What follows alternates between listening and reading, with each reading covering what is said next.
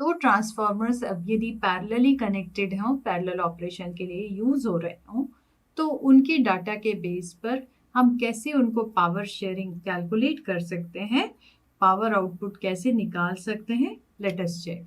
तो हमारे पास दो 3 फेज ट्रांसफार्मर हैं जिनकी टर्न्स रेशियो इज सेम और they are connected in parallel, और ये क्या टोटल लोड सप्लाई कर रहे हैं, 1500 किलोवाट, और इसके पावर फैक्टर है 0.8 लैगिंग।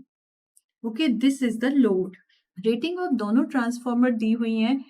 फर्स्ट ट्रांसफार्मर की रेटिंग क्या है, 800 kVA and its resistance value 0.03 pu and the reactance value is 0.05 pu.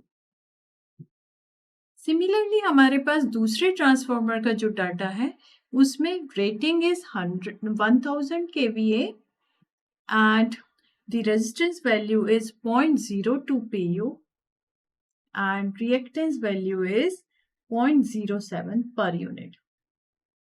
अब यहाँ पर सवाल ये हमें क्या निकालना है, power output and power factor of each transformer. सवाल ये है कि हमारे पास एक ट्रांसफार्मर है 100 kVA का और उसका इंटरनल डाटा उस बेस पर दिया हुआ है पर यूनिट। दूसरा ट्रांसफार्मर 1000 kVA का, उसका डाटा उसके बेसिस पे दिया है पर यूनिट। तो सबसे पहले तो हमें बेस दोनों का कॉमन करना पड़ेगा, और जैसे मैंने कहा पर यूनिट वैल्यू के लिए हम हाईएस्ट बेस को ऑप्ट करते हैं। तो हाईएस्ट बेस हमारा 1000 kVA है, तो इसकी पर यूनिट वैल्यू रेजिस्टेंस और रिएक्टेंस की हम टच नहीं करेंगे, बट फर्स्ट ट्रांसफार्मर जो 800 kVA है उसकी सारी वैल्यूज को बेस वैल्यू 1000 kVA पे कन्वर्ट कर देंगे। तो let us consider 1000 kVA as base kVA। Okay, तो अब हमें इससे R1 और X1 को निकालना है। तो R1 per unit would be now 0.03 into new base value divided by old base value.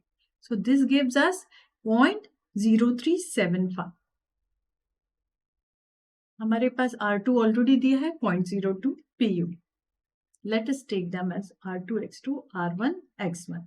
Okay, इसी तरह हम रिएक्टेंस के लिए भी पर यूनिट वैल्यू को चेंज कर लें तो इट इज 0.05 और इसको हमने 1000 बाय 800 से मल्टीप्लाई किया, तो now new value comes as 0.0625 और दूसरे ट्रांसफार्मर की हमें दी है 0.07 पर यूनिट।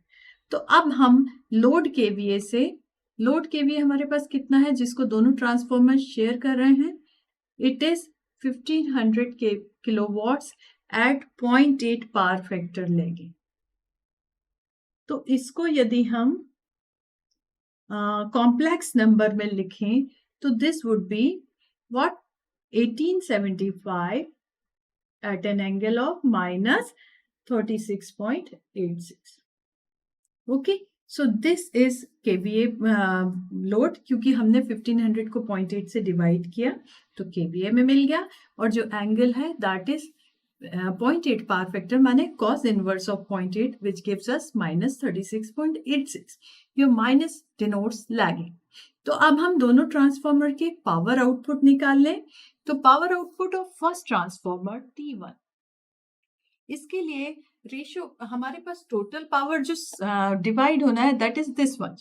किस रेशियो में डिवाइड होता है, P1 वुड बी दूसरे ट्रांसफार्मर का impedance divided by total impedance of both the transformers as we have seen in the derivation into total power, right. तो इसके बेसिस पर हम प्लेस कर दें वैल्यू, तो हमारी सेकेंड ट्रांसफार्मर की Z2 होगी R2 plus JX2, right. R2 is 0.02 and X2 is 0.07.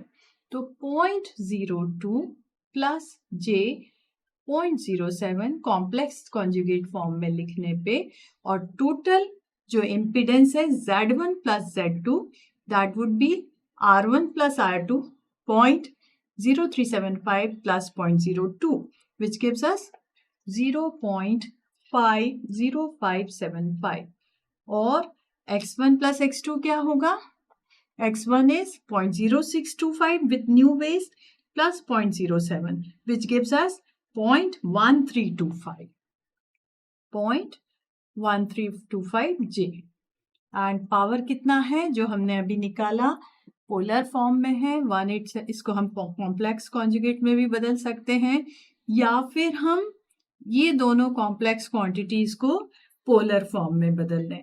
Ultimately we need a solution by converting into most suited form. तो यदि हम इनको पोलर फॉर्म में बदल दें, what we get is 0.0728 at angle of 74.05 degree और denominator में total impedance आता है 0.144 with the angle of 66.54 degree और इसके साथ हमें मल्टीप्लाई करना है 1875 minus 36.86 degree. We know simple multiplication division तो हमारे पास ये मैग्नीट्यूड पर हो जाएगा, एंगल में डिवीजन को हम माइनस करते हैं, मल्टीप्लिकेशन को सम करते हैं. तो जब हमने इनकी पोलैरिटी के साथ सारा कैलकुलेशन किया, व्हाट वी फाइंड इज जो P1 आ रहा है, ट्रांसफॉर्मर 1 जो पावर शेयर कर रहा है, that is 945.3 with angle of minus 29.35 degree.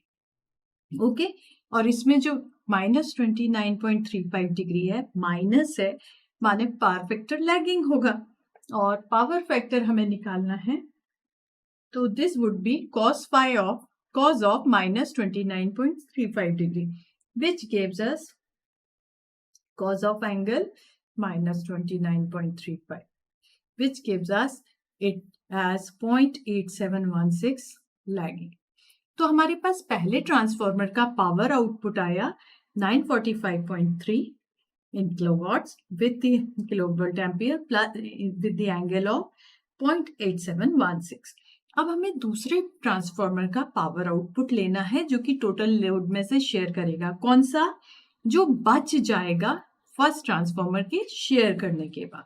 तो ट्रांसफॉर्मर T2 का जो पावर है, this can be taken as total power of the load minus shared by first transformer.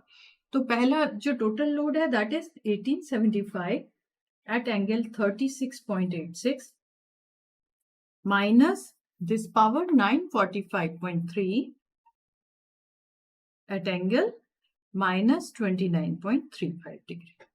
तो इन दोनों के सब्ट्रैक्शन के बाद व्हाट वी गेट, इसको या तो कॉम्प्लेक्स कॉन्जुगेट में हम बदल लें, this will make us practice of it. So 1500 minus 823.96 और कॉम्प्लेक्स कॉन्जुगेट फॉर्म में सेकेंड पार्ट जो है that is 1125 minus of 463.33 which gives us as a solution 674.04.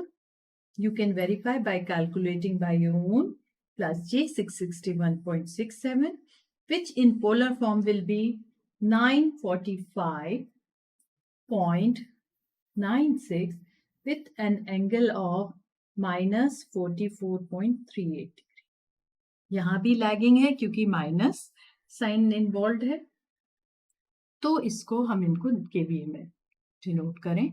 तो इसका पावर फैक्टर माइनस 44.38 डिग्री का cos फाई कितना आएगा? It would be 0.71 degree lag. तो अब हमने पैरेलल ऑपरेशन में हमने क्या किया है, हमने बेस पहले दोनों ट्रांसफॉर्मर के कॉमन कर लिए क्योंकि उनकी रेटिंग्स अलग अलग थी. उसके बाद sharing, power sharing by both the transformer, उस इक्वेशन से P1 फर्स्ट ट्रांसफॉर्मर ने जो लोड शेयर किया उसको कैलकुलेट कर लिया. उससे जब टोटल पावर को इस पावर से हमने निकाल दिया, डिफरेंस निकाला, तो दूसरे ट्रांसफॉर्मर ने जो लोड शेयर करना है वो निकल आता है. दोनों के ही पावर फैक्टर पोलर फॉर्म में हमें दिए हुए हैं, तो उनको भी हमने कैलकुलेट किया.